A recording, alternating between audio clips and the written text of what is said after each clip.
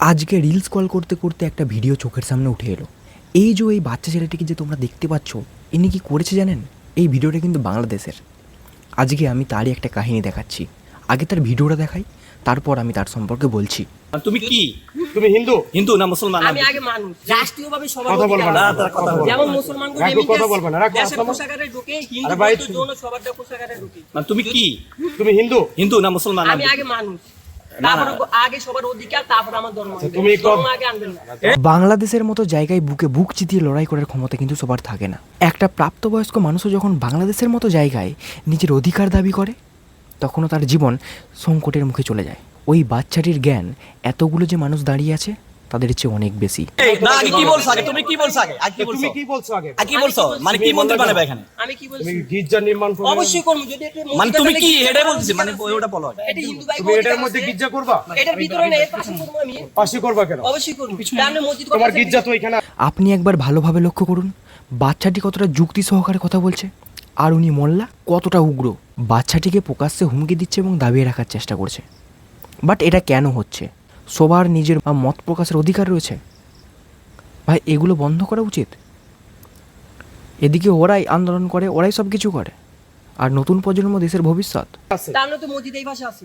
আছে অবশ্যই আছে মসজিদ। এখানে হবে, মসজিদ তাই হবে। গির্জা হইব, মন্দির তুমি হইব। তুমি ইতিহাস জানো, কথা বলো না, দাঁড়াও, কথা বলো না, শোনো। এই জায়গা পুরো নাম আগে ছিল রমনা উদ্যান, পরবর্তীতে শহীদ সরওয়ার্দী ওনার উদ্যানের নাম করতে শহীদ সরওয়ার্দী। তোমার ওই ইতিহাস বলা লাগবে না। সংক্ষিপ্ত কথা হচ্ছে, আল্লাহর পক্ষ থেকে যেখানে আচ্ছা, এখানে ইব্রাহিম হাদিস নবীর হইলো মাধ্যমে, অনেক হাদিস আইবো, দাঁড়া, বুঝলেন? কথা বলো না, হাদিস রাখো। হইলো অনেক। ইব্রাহিম নবীর মাধ্যমে পৃথিবীতে ফেরেশতার মাধ্যমে পাথর নিক্ষেপ করা হয়েছে। ওই বাচ্চাটির মতো আমিও আপনার জ্ঞান শুনতে রাজি নই। কারণ মানুষ ধর্ম সৃষ্টি করেছে, ধর্ম মানুষকে সৃষ্টি করেনি। সেটা যে ধর্মই হোক, মানুষ নিজেদেরকে একত্রিত করার জন্য ধর্ম সৃষ্টি করেছে। আর আপনারা ধর্মটাকে প্রচার করছেন কিসের জন্য? দাঙ্গা লাগানোর জন্য। না হলে 4টি কোণে 4টি মসজিদ থাকার পরেও কখনো মাঝখানটায় আপনি মসজিদ করতে যান? একটা ক্যাম্পাস থাকতেই পারে, সেখানে মানুষ মদ গাঁজা বিড়ি খেতেই পারে। আপনাদের ওখানে উত্তেজিত করার এলাকাকে উত্তেজিত করার দরকার নেই। যার ক্ষতি হচ্ছে সেই জায়গাকে কখনোই নিজেদের মতো করে পরিচালনা করার দরকার নেই। ওটা কখনোই কোনো ধর্ম শেখায় না। আর আপনি নতুন করে কখনো ধর্মটাকে রচনা করতে পারবেন না, এটা মনে রাখবেন। আপনার কথাকে কেউ মেনে নেবে না। সেখানে যেখানে পড়ছে সেখানে একটা মসজিদ হবে। অতএব আল্লাহ যেখানে কবুল করবেন সেখানে কি একটা মসজিদ নির্মাণ হবে। আপনার কথা অনুযায়ী আপনি যেখানে নামাজটা পড়লেন, আমি ওখানটাতেই একটা ইঁট রেখে পুজো করে দেবো, ফুল জল দিয়ে দেবো। আপনি পারবেন আমাকে রাখতে? আপনি পারবেন আমাকে আটকাতে? ওটা আমার ধর্ম শেখায়। কখনোই ধর্ম নিয়ে ভেদাভেদ করার চেষ্টা করবেন না। একটা খ্রিস্টান মানুষকে এনে ওখানেতে বস করে দেবো, প্রার্থনা কর, বাট ওখানে তো একটা গির্জা তৈরি করবে। পারবেন আপনি রাখতে? একটা বুদ্ধিস্টকে রেখে বলবে এখানে ধ্যান কর 5 মিনিট, ব্যাস আমরা সবাই তোকে আগুলছি, তোর গায়ে কেউ হাত দেবে না। এখানে একটা কর, মন্দির তৈরি কর। পারবেন আপনি রাখতে? একটা জৈন একটা শিখকে বলবো তুই তো ধর্ম পালন কর ওখানটাতে। পারবেন রাখতে? ধর্ম শেখাতে আসবেন না, দাঙ্গা লাগাতে আসবেন না। এই ছেলেটিকে আপনি বাঁচিয়ে রাখুন বাংলাদেশের জন্য, বাংলাদেশের ভবিষ্যতের জন্য। এই ছেলেটি বহু কিছু করতে চলেছে, চোখে মুখে আগুন জ্বলছে।